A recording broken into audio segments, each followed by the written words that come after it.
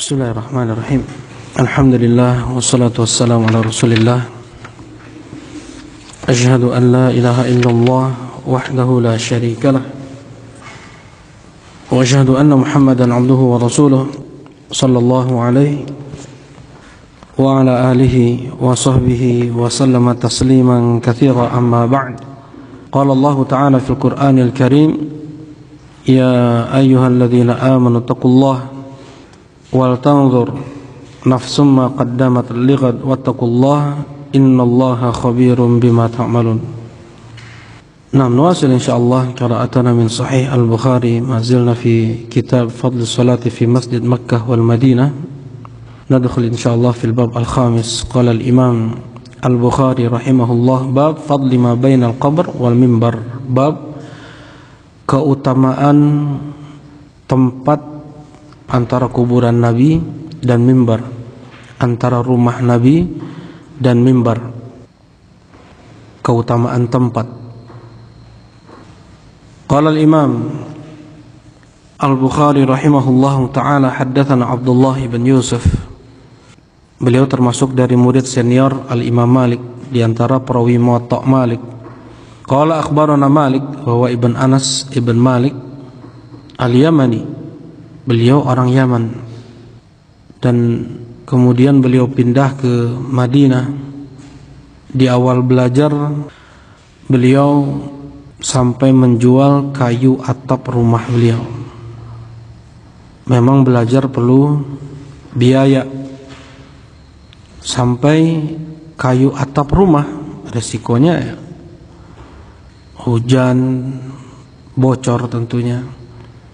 Dan kemudian setelah itu Al-Imam Malik rahimahullah ta'ala dianugerahkan oleh Allah harta melimpah, sampai ketika Muhammad ibn Ishaq memberikan hadiah untuk Imam Malik satu mangkuk gaharu, dikembalikan mangkuk tersebut berisikan emas. Al-Imam Malik seorang yang sangat kaya raya, tetapi tidak pernah mengeluarkan zakat, karena tidak sampai satu haul harta yang beliau miliki sudah beliau habis sedekahkan. Syarat dikeluarkan zakat ada dua, sampai nisab dan sampai haul.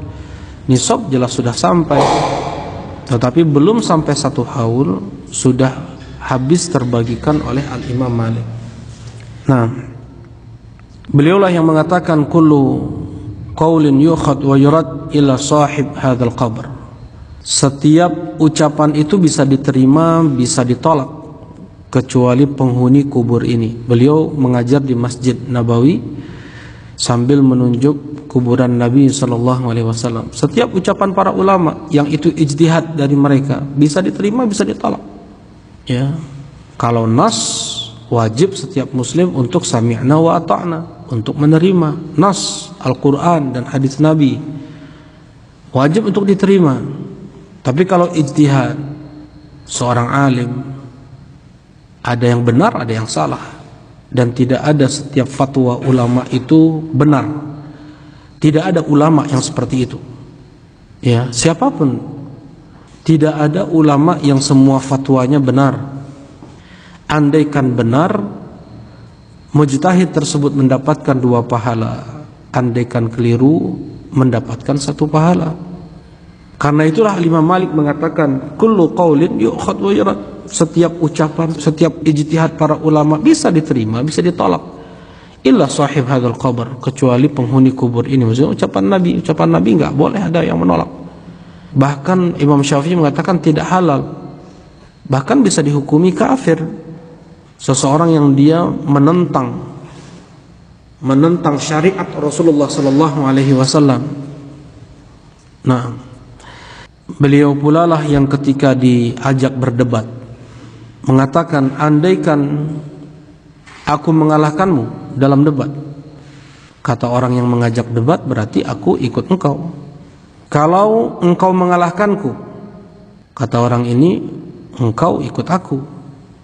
Kata Imam Malik, pergilah engkau kepada orang-orang yang masih ragu sepertimu. Sesungguhnya aku sudah yakin di atas agamaku. Nah, jadi agama bukan untuk uji coba.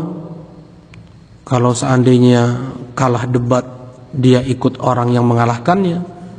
Agama hidayah dari Allah Subhanahu wa taala. Terkadang seseorang diberikan keistiqomahan oleh Allah Subhanahu wa taala di atas Islam, di atas sunnah, walaupun dia tidak memiliki perincian ilmu agama yang banyak. Anugerah dari Allah Subhanahu wa taala. Nah, qala al-Imam al-Bukhari rahimahullah, haddatsana Abdullah bin Yusuf qala akhbarana Malik an Abdullah ibn Abi Bakr an Abbad ibn Tamim an Abdullah ibn Zaid al-Mazini radhiyallahu taala anhu. Nah, Abdullah bin Zaid berarti bin Asim di sini ya. Abdullah bin Zaid bin Asim. Abdullah bin Zaid ada dua di kalangan para sahabat. Sama, muttafiqun muftariq. Muttafiqun muftariq. Sama namanya, nama orang tuanya sama, tetapi muftariq, beda orangnya. Kalau Abdullah bin Zaid Al-Mazini, nama kakeknya Asim, dan beliau yang banyak meriwayatkan hadis dari Nabi SAW. Hadis beliau pula lah yang dijadikan umdah, yang dijadikan pokok dalam tata cara wudu Nabi SAW. Selain hadis Utsman, hadis Aisyah dan yang lainnya, yang menjadi hadis pokok tentang tata cara wudu Nabi SAW, hadis Abdullah ibn Zaid ibn Asim Al-Mazini. Di sana ada satu lagi sahabat Nabi yang bernama Abdullah bin Zaid, yang nama kakeknya adalah Ibn Abdi Rabbih, Abdi Rabbuh. Ya, jadi Abdullah ibn Zaid bin Abdi Rabbih. Beliaulah sahabat yang dimimpikan oleh Allah Subhanahu wa taala melihat azan, melihat seseorang membawa lonceng. Orang ini memakai baju hijau, membawa lonceng. Kemudian ditanya dalam mimpinya, apakah kau mau jual loncengmu kepadaku? Untuk apa? Kata orang ini. Untuk memanggil orang salat, karena masih belum diputuskan oleh Nabi SAW. Ada pembicaraan di antara para sahabat dan Rasul SAW bagaimana memanggil orang salat. Ada yang mengatakan pakai lonceng seperti lonceng Kristen, ada yang mengatakan trompet seperti trompet Yahudi. Kata orang ini, mau enggak kau beritahukan kepadamu sesuatu yang lebih baik daripada lonceng ini? Kemudian orang tersebut meletakkan loncengnya dan beliau maju ke depan mengumandangkan azan. Kemudian sedangkan untuk qomat, beliau kumandangkan qomat. Disampaikanlah ini di pagi harinya oleh Abdullah ibn Zaid bin Abdi Rabbih kepada Rasulullah SAW. Tidak lama berselang, datang Umar bin Khattab bermimpi dengan mimpi yang sama. Kemudian Rasulullah berkata, ya Bilal, qum fa'adzin fanadi bis-shalah fa innaka anda sautan. Wahai Bilal, kumandangkan azan, panggil orang untuk salat, karena engkau yang paling nyaring suaranya. Enggak disuruh Umar bin Khattab, enggak juga Abdullah bin Zaid, tetapi Bilal yang dipilih oleh Rasulullah SAW, karena dari sekian banyak sahabat yang paling anda, yang paling nyaring suaranya adalah Bilal ibn Rabah. Nah, di sini Abdullah ibn Zaid Al-Mazini radhiyallahu taala anhu, anna Rasulullah sallallahu alaihi wasallam qaal, kata beliau Rasulullah sallallahu alaihi wasallam bersabda, ma baina baiti wa mimbari raudhatun min riyadil jannah. Antara rumahku dan mimbarku adalah taman dari taman-taman surga. Qala al-Imam al-Bukhari rahimahullahu taala, haddatsana Musaddad ibn Musarhad Abul Hasan an Yahya wal Qattan. Ya, Yahya ibn Sa'id al-Qattan, alim ulama besar. An Ubaidillah ibn Abdullah ibn Utbah ibn Mas'ud. Qala haddatsani Khubayb ibn Abdurrahman an Hafs ibn Asim an Abi Hurairah Abdurrahman ibn Sakhr radhiyallahu taala anhu anin Nabi sallallahu alaihi wasallam qala ma baina baiti wa minbari raudhatun min riyadil jannah wa minbari ala haudi. Kata Rasulullah sallallahu alaihi wasallam, antara rumahku dan mimbarku taman dari taman-taman surga, dan mimbarku di atas telagaku.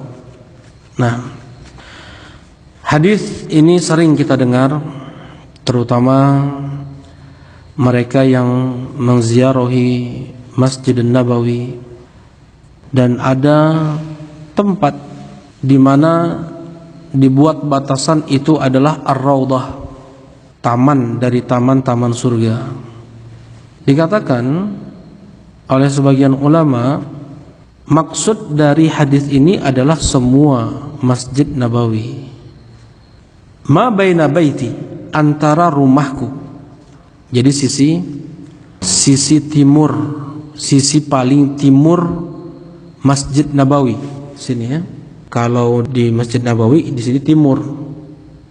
Dan mimbar sisi paling barat Masjid Nabawi. Jadi mimbar Rasulullah itu enggak ditaruh di sini. Mimbar Rasulullah SAW itu ditaruh di ujung sebelah kanan masjid. Ketika mau Jumatan baru dipakai di sini. Ya, baru diletakkan di sini.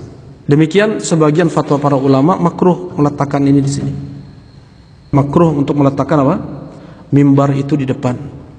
Rasulullah SAW setelah selesai sholat beliau menghadap kemana? Ke kanan atau ke kiri. Dan para sahabat sebagian sengaja untuk duduk di paling depan, di sebelah kanan atau di sebelah kiri, agar bisa terlihat oleh Nabi SAW. Dengan adanya mimbar atau meja seperti ini, tentunya akan tertutup, ya enggak? Nah, dengan itu sebagian ulama mengatakan ma baina baiti wa mimbari, jadi ujung timur dan ujung barat, jadi semua kawasan Masjid Nabawi yang ada pada saat itu adalah raudhatun min riyadil jannah, taman dari taman-taman surga.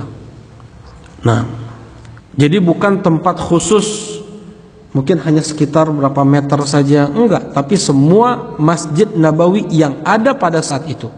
Kemudian para ulama mengatakan dengan diperluasnya Masjidun Nabawi, masuk ke sana perluasan, sekalipun itu di belakangnya berpuluh meter ke kanan, berpuluh meter ke belakang, kemudian ditarik ke depan oleh Utsman atau oleh Umar bin Khattab radhiyallahu taala anhuma, yang tidak diperluas hanya di sebelah kiri, mentok kuburan Nabi sampai situ saja, tidak ada perluasan ke sana. Perluasan belok ke belakang sedikit, kemudian baru ke timur. Nah, kalau yang di Masjid Nabawi mentok di situ.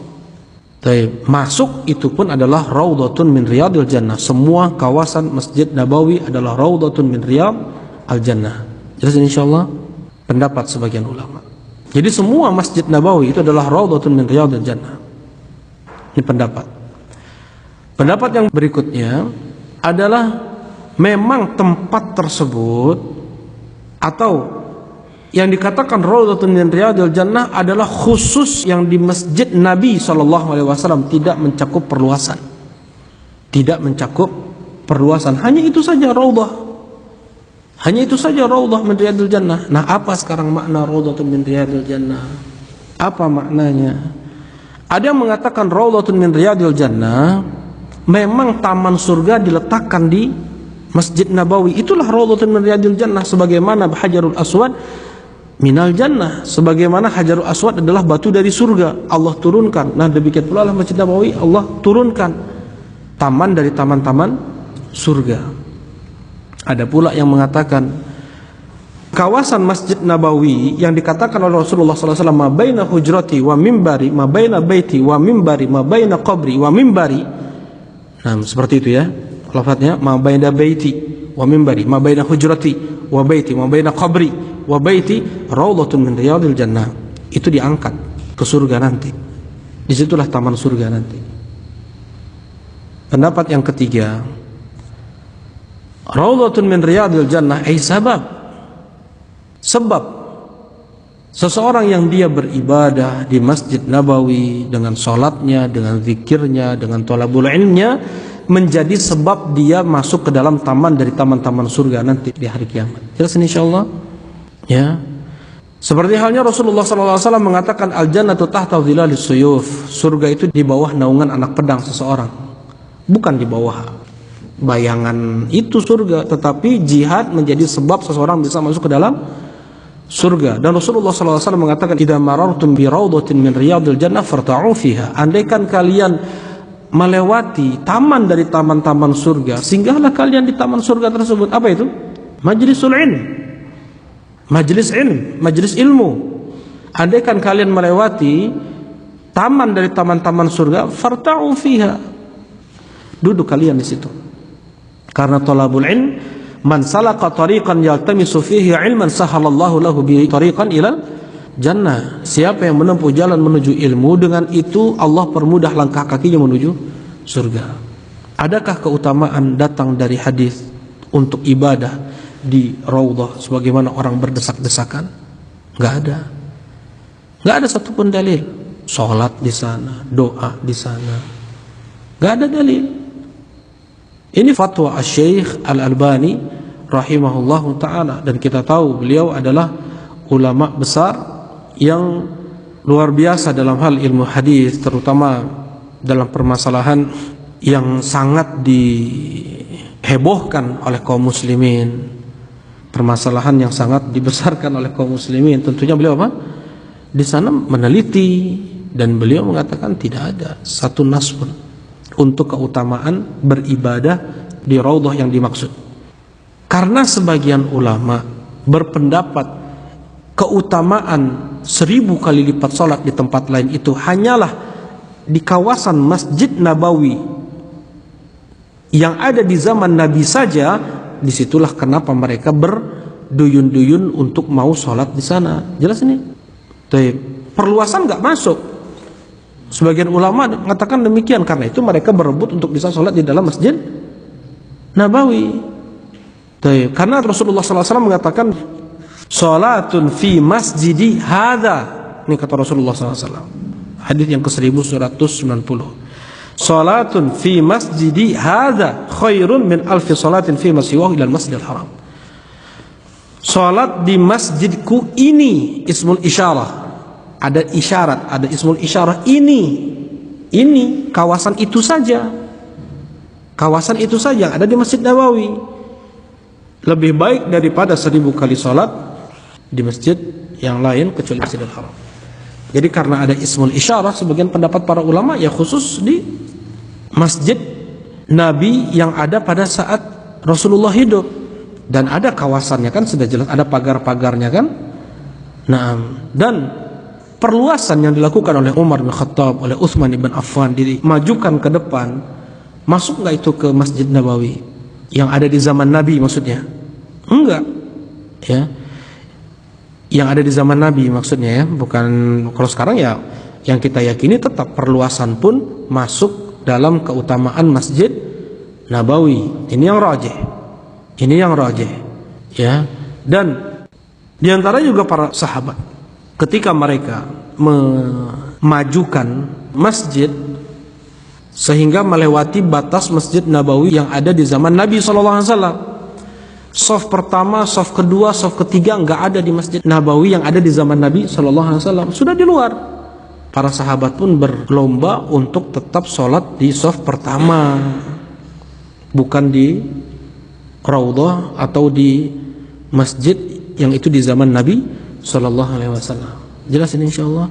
Karena keutamaan shaf pertama jelas hadisnya.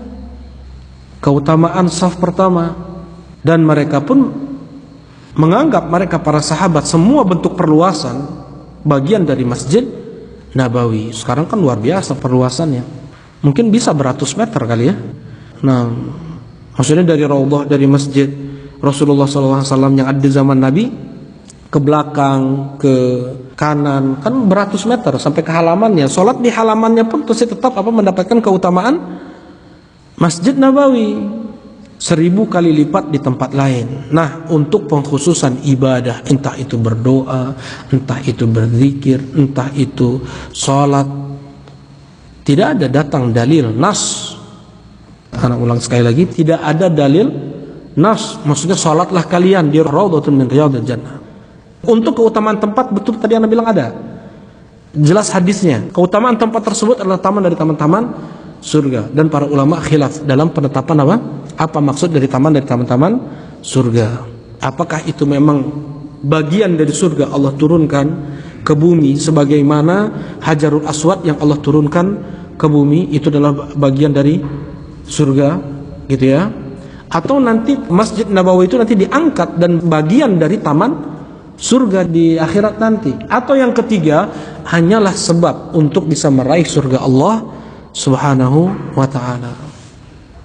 Nah, baik. Untuk keutamaan tempat, apakah melazimkan keutamaan amal di tempat tersebut? Harus ada dalil. Harus ada dalil. Harus ada nas. Keutamaan tempat. Di sana ada keutamaan amal seperti Masjidil Haram, Masjidil Nabawi, Masjidil Aqsa, Masjid Quba. Tapi ada apa? Dalil. Ada dalil. Masjidil Haram ada keutamaannya, tempat tersebut ada keutamaannya. Kemudian sholat di sana 100.000 kali lipat lebih baik daripada sholat tempat lain. Di Masjidil Nabawi ada keutamaannya, dan sholat di Masjidil Nabawi 1000 kali lipat lebih baik daripada sholat di tempat lain. Seseorang yang sholat di Masjidil Aqsa ada keutamaannya, dan sholat di dalamnya 500 kali lipat lebih baik daripada tempat lain. Atau ketika dia sengaja pergi ke Masjidil Aqsa untuk sholat, apapun sholatnya, sunnah atau faridah, keluar dia dari masjid tersebut, mudah-mudahan Allah Subhanahu wa ta'ala gugurkan dosa-dosanya seakan-akan dia baru terlahir kembali. Sholat di Masjid Quba, masjid yang pertama kali dibangun di atas ketakwaan dan ridwan min Allah. Allah sebut itu di surat At-Taubah. Di atas ketakwaan. Baik, ada keutamaannya nggak ini jelas? Ada keutamaannya jelas. Ya. Kemudian sholat di sana, ya, sholat di sana bagaikan umroh. Kalau dia keluar dari rumahnya sudah dalam keadaan apa? Bersuci. Jadi ada nas, ada dalil untuk amal di tempat yang dimuliakan, yang berberkah, seperti mungkin Bukit Tur, ya, tempat muqaddasah. Nah, ikhla'na 'alaika fa innaka bil wadil muqaddasi tuwa. Kata Allah Subhanahu wa ta'ala kepada Nabi Musa, lepaskan kedua sendalmu, engkau sekarang berada di tanah suci Tua. Tapi apakah ada keutamaan untuk kita beramal di tempat tersebut? Enggak ada. Jelas ini ya. Jadi keutamaan tempat tidak melazimkan keutamaan amal di tempat tersebut. Jadi, untuk dikatakan ada keutamaan amal harus ada nas, harus ada dalil dari Al-Quran atau hadis Nabi Sallallahu Alaihi Wasallam. Nah, itu tadi ya, kemungkinan berebut kaum muslimin untuk sholat, ya, sampai sebagian wanita malah sebagian, ya, alhamdulillah sekarang dipisah waktunya, laki-laki perempuan berebut mereka. Wallahu a'lam, untuk dari sisi nas tidak ada dalil tentang keutamaan amal, tetapi bisa jadi mereka berpendapat dengan pendapat sebagian ulama yang dikatakan keutamaan 1000 kali sholat di tempat lain itu adalah hanya di raudhah saja, tidak di perluasan, gitu ya. Dengan dalil ini bisa jadi. Taib, ini hadis Abdullah ibn Zaid al-Mazini dan hadis Abu Hurairah radhiyallahu taala anhu tentang ar-raudhah, taman dari taman-taman surga. Kita cukupkan. Subhanakallahumma rabbana wa bihamdika asyhadu an la ilaha illa anta astaghfiruka wa atubu ilaik. Assalamualaikum warahmatullahi wabarakatuh.